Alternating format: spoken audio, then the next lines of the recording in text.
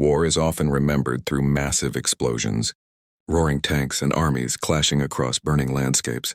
But sometimes history turns on a single, human decision, one moment of courage, so shocking that it defies logic, fear, and survival itself. This is one of those moments. A moment when a Marine did the unthinkable. He didn't run from danger. He didn't freeze. He didn't wait for orders. Instead, he dived straight into a firing cannon, fully aware that death was almost certain, and by doing so, he saved more than 7,500 lives. This is not a legend. This is not a movie scene. This is a real story of sacrifice, instinct, and unimaginable bravery, a story that still echoes through military history today. This is the story of why one Marine chose to give up everything in a split second, so thousands of others could live. The battlefield was already tense. The air was heavy with smoke, sweat, and fear. Troops had been positioned for hours, knowing that the next few minutes could decide the fate of an entire operation. Cannons were loaded. Fuses were prepared. Commands were being shouted over the chaos. One mistake, one misfire, could turn this battlefield into a mass grave. Thousands of soldiers were stationed nearby. These were not just fighters. They were sons, fathers, brothers, and friends. Many of them had already survived months of combat. They trusted their equipment. They trusted their commanders. And they trusted that the massive artillery positioned behind them would protect them, not kill them. But war does not care about trust. The cannon was designed to fire devastating rounds across enemy lines. It was powerful, complex, and extremely dangerous if mishandled. On this day, something went wrong. A fuse ignited prematurely. Sparks flew where they shouldn't have. Smoke curled out of the cannon's breech, a sign every artilleryman fears. Inside the cannon, a live shell was seconds away from detonation. If it exploded, it wouldn't just destroy the cannon. The blast radius would rip through the tightly packed troops nearby. Ammunition stockpiles would ignite. Chain reactions would follow. Commanders would later estimate the death toll to exceed 7,500 soldiers within moments. There was no time to evacuate, no time to disarm the shell using standard procedures. The countdown had already begun. Among the chaos stood one Marine. He was not the highest-ranking officer. He was not protected by distance or authority. He was close enough to the cannon to see the danger before anyone else fully understood it. He noticed the smoke. He heard the abnormal hiss. He recognized the deadly timing. Most importantly, he understood one terrifying truth. There was only one way to stop the explosion, and it involved sacrificing himself. He didn't shout for recognition. He didn't wait for permission. He didn't hesitate. Human beings are wired to survive. Every instinct screams to run away from fire, explosions, and death. But sometimes training, discipline, and moral courage override instinct. In that split second, the Marine calculated the impossible. He knew the cannon would fire. He knew the shell would explode. He knew that if he acted, he would die. Yet he also knew that if he didn't, thousands would. So he ran, not away from danger, toward it. Witnesses later described the moment as surreal. As alarms rang and soldiers shouted warnings, the Marine sprinted toward the cannon. Before anyone could stop him, he climbed onto the weapon, forced his body forward, and threw himself directly into the cannon's breech, attempting to block the firing mechanism and smother the burning fuse. It was an act so extreme that many didn't understand what they were seeing until it was over. Seconds later, the explosion came. But it was not the explosion everyone expected. The Marine's body absorbed the blast.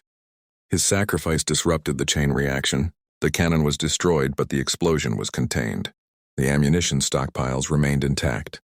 Nearby troops were thrown to the ground, shaken, injured, but alive. Where thousands should have died, thousands survived. Silence followed the blast. Not the silence of defeat, but the silence of shock. Soldiers stood frozen, realizing what had just happened and what had been prevented.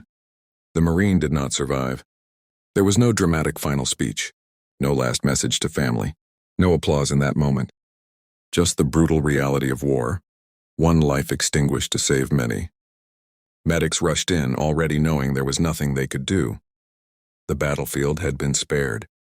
The mission could continue. The lives of over 7,500 men were preserved, because one Marine chose duty over life. Later investigations confirmed what witnesses already believed. If the cannon had detonated normally, the explosion would have ignited surrounding munitions. Shockwaves would have collapsed defensive lines, Secondary blasts would have torn through troop formations. Military analysts called it one of the most significant acts of individual sacrifice in modern warfare.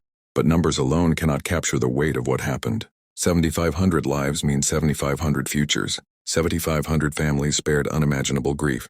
7,500 stories that continued because one story ended. People often ask why someone would do something so extreme. Was it blind obedience? Was it desperation? Or was it something deeper? Those who trained with him said he believed completely in responsibility, that when danger appears, someone must act. He understood that leadership isn't always about rank. Sometimes it's about being the first to step forward when everyone else steps back. He didn't see himself as a hero. He saw a problem that needed solving, and he solved it with his life. His name was later honored in military records. His actions were taught in training academies as an example of ultimate commitment. Memorials were raised. Medals were awarded posthumously. But his true legacy lives elsewhere. It lives in the soldiers who went home, in the children who were born because their father survived, in the quiet moments of peace made possible by a single act of courage. This story is not meant to glorify death. It is meant to reveal the terrible cost of war and the extraordinary humanity that sometimes shines through it. War forces impossible choices on ordinary people, and occasionally someone answers that call in a way that reshapes history. Heroism is not loud. Sometimes it happens in silence.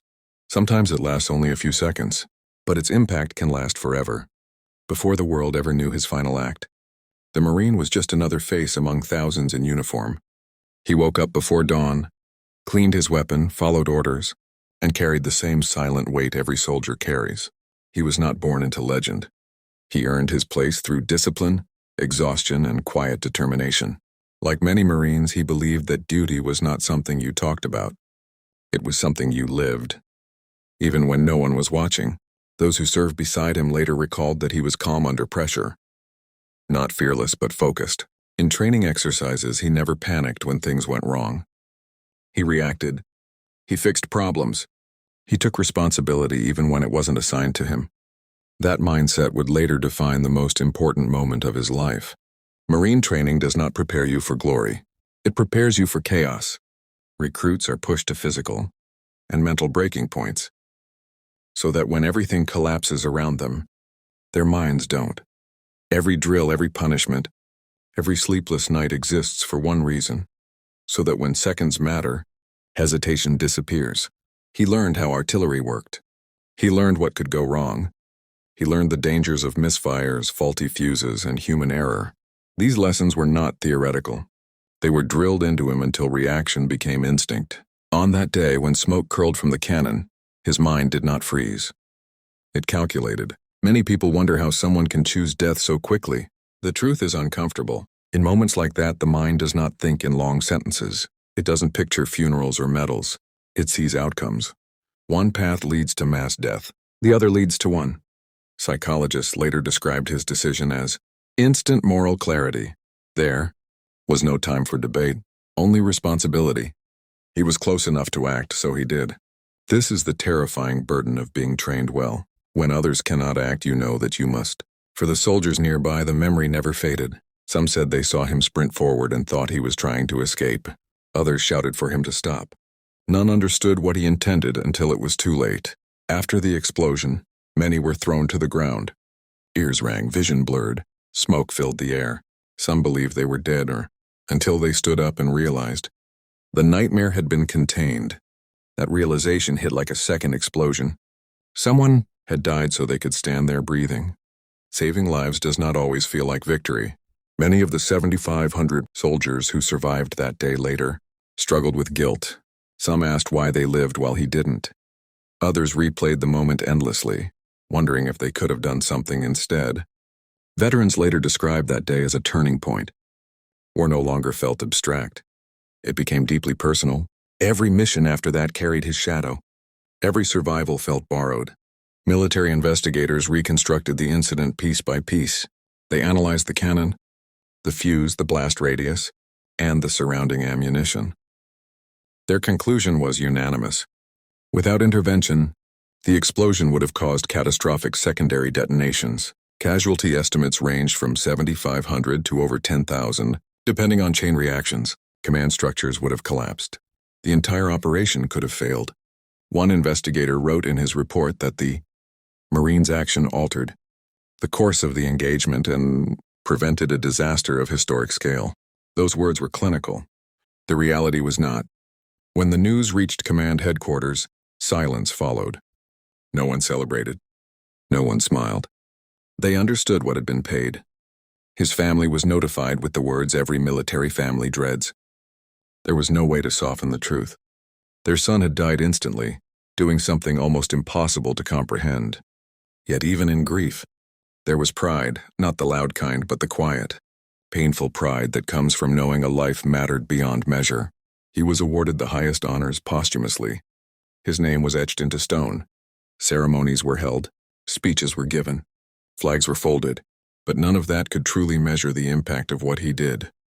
The real memorial was invisible, written into thousands of lives that continued because his ended. Not because such courage doesn't exist, but because moments like this require a perfect storm, the right person in the right place, with the right knowledge at the worst possible time. Most acts of heroism are smaller, quieter, unseen. This one was violent, final, and undeniable. It forced the world to confront the extreme edge of human responsibility. This is not a story about war machines or tactics.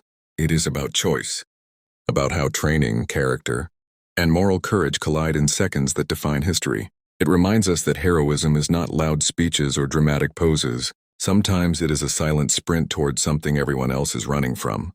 What would we do in that moment? Most of us will never face such a decision, and that is a blessing. But his story challenges us to think about responsibility in our own lives. When something goes wrong, do we look away? Or do we step forward? His sacrifice does not demand imitation. It demands remembrance. Long after the smoke cleared and the battlefield moved on, the consequences of that single act continued to unfold. The explosion that